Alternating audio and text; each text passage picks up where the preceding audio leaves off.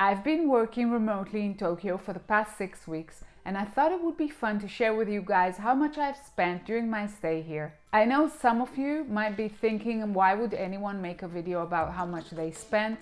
But with inflation skyrocketing and prices shooting up, have you ever wondered how much you could have saved if you moved to a different country? So I decided to make this video to share with you the cost of living in Japan, and trust me, you're going to be so shocked like I was from what I found.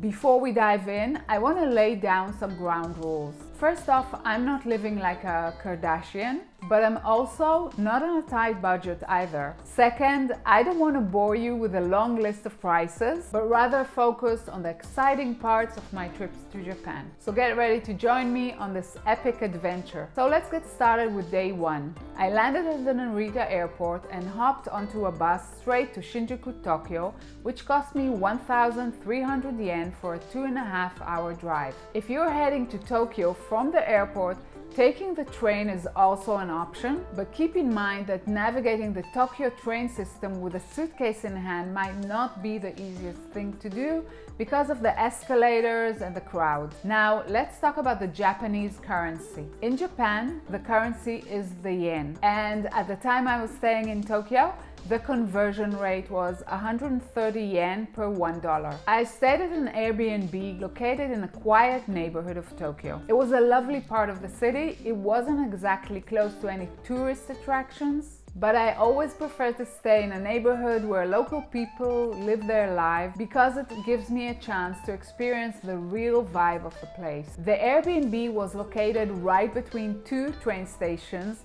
10-minute walk from each one of them, making it very easy to get to the city. The distance from the station is a very big thing here, and prices of rentals and real estate go up the closer you are to the station. This Airbnb cost $1,562 for a 50-night stay, or $104 per night, which is a little bit on the expensive side for a tiny studio.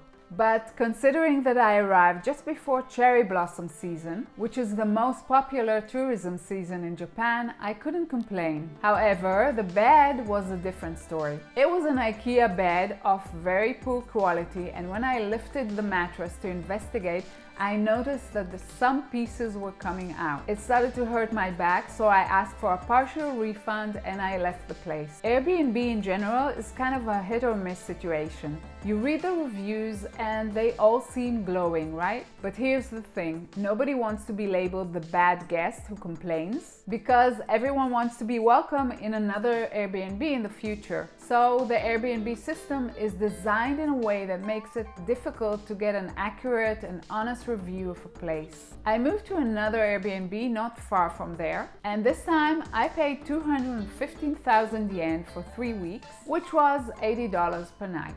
Transportation in Tokyo is the best in the world. I mean, seriously, other cities should take notes, because Tokyo's train system is next level. It's clean, it's safe, it's truly an amazing experience that you have to see to believe.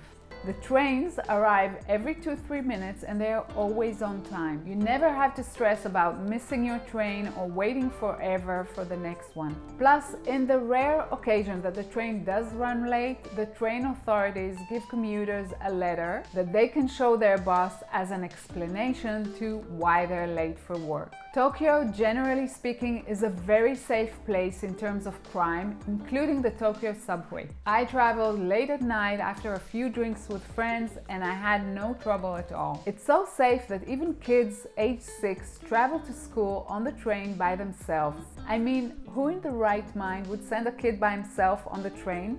Only in Japan. A train ride in Japan costs between 200 and 400 yen depending how long the ride is. I spent $150 on the Tokyo subway during my 6-week stay. I paid 2,200 yen, which is about $17, on a round trip to Hakone, which is about an hour and a half by train from Tokyo. Taxis are also relatively cheap here. They can cost about 3,000 yen for a 20 to 30 minutes drive, with drivers that wear white gloves and doors that open and close automatically. You don't have to touch them.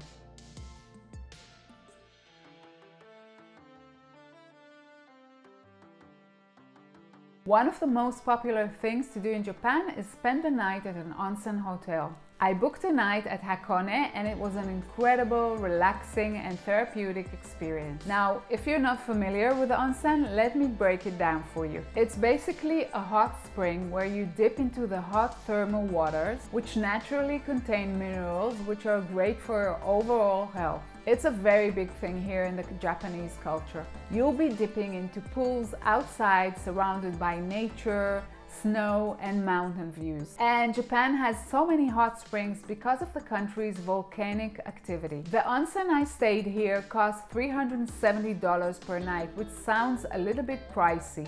But it includes breakfast and dinner, which are like gourmet chef meals in these onsen hotels. A traditional Japanese meal at the onsen typically includes 15 to 20 small dishes, which are seasonal and local and presented in the most beautiful way. Some of the dishes they serve are sashimi, tempura, grilled fish, tofu, and miso soup, just to name a few of them. And of course, the meal ended with a traditional Japanese dessert.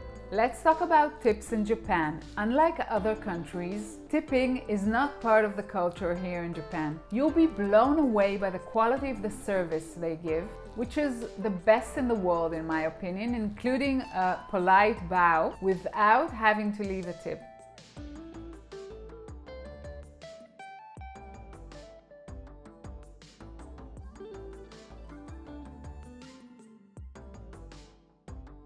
People in Tokyo swear by their conveni, which is a short name for their convenience store, where they buy their morning snacks, coffee. They can also take money out of the ATM machine at the back of the store, print documents, pay bills, and so much more. For breakfast, I took green tea and a soft squishy bun called pizza bun, not so traditional but totally yummy, and the total was 240 yen, less than $2.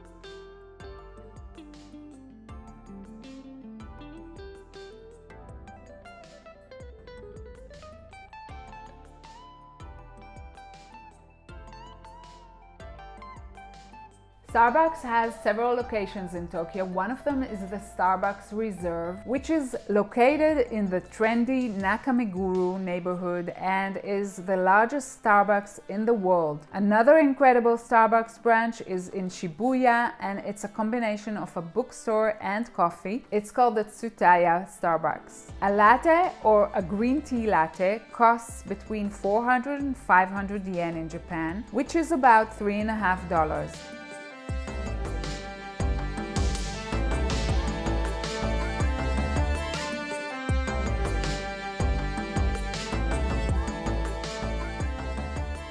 When it comes to dinner, my go-to choice was dining out at an izakaya restaurant, which typically serves small dishes like grilled octopus balls, shrimps, tempura, and agadashi tofu for around 1,500 yen per person. Other times, I'd go for a bowl of ramen or udon soup made with bone broth, noodles, meat and Japanese vegetables for around the same price. So when it comes to food in Tokyo, I was so surprised to see how affordable it is.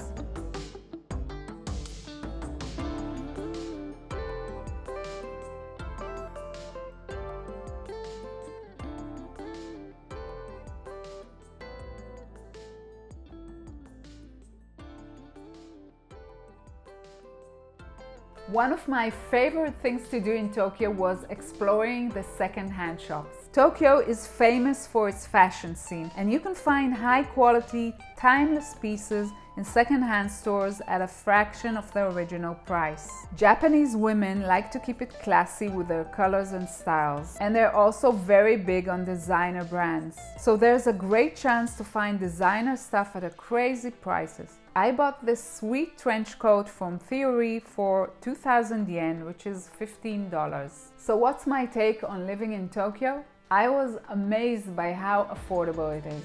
You get the best quality of everything, cheap transportation with a top-notch train system, no need to buy or rent a car, awesome food everywhere and for a very reasonable price. and super high quality fashion finds at the second-hand stores. If you enjoyed this video, then go watch my other video about how to get into business lounges at the airport for free. And I'll see you again very soon. Take care.